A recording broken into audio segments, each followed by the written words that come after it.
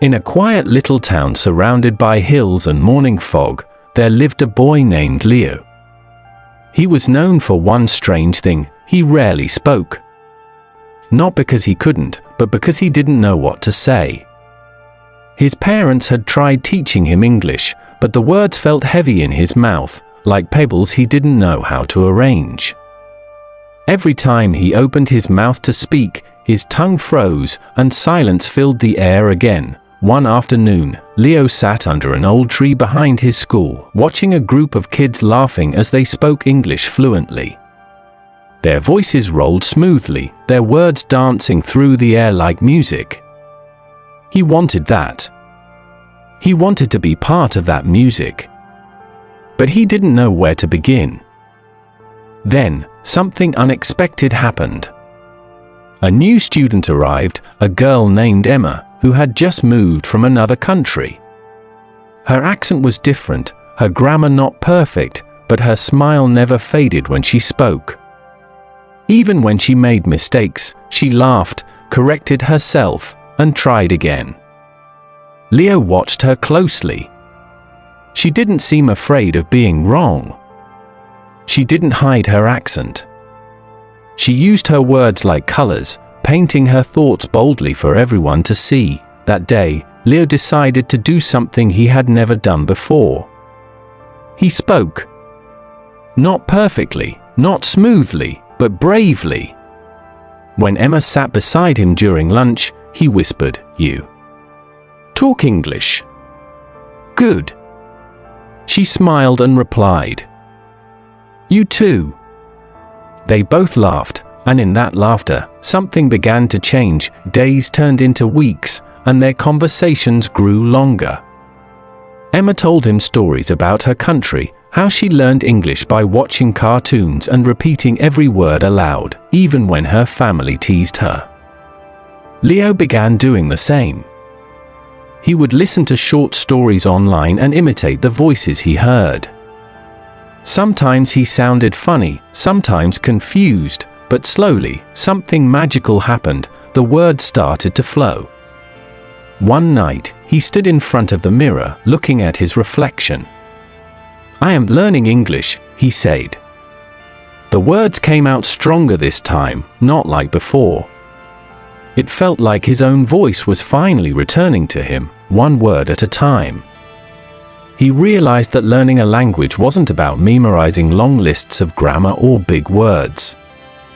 It was about listening, feeling, and living the language, like music, like rhythm, like friendship. He began to speak to his teacher in English, even when he knew he might make mistakes.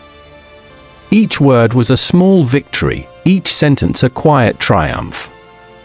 His classmates began to notice. The boy who once sat in silence now spoke with growing confidence. And every time he spoke, his voice carried the story of courage, of someone who dared to start small, but never stopped trying. Months later, Leo's English teacher announced a school storytelling contest. Each student had to tell a short story in English. When the announcement was made, Leo felt his heart pound.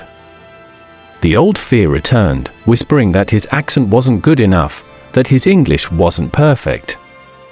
But then he remembered Emma's laughter, her mistakes, her fearless way of speaking. He took a deep breath and signed up. For days, he practiced in front of the mirror. He repeated each line until it felt natural, not memorized. He didn't try to sound perfect, he tried to sound real. Every night before bed, he whispered his story to the stars outside his window.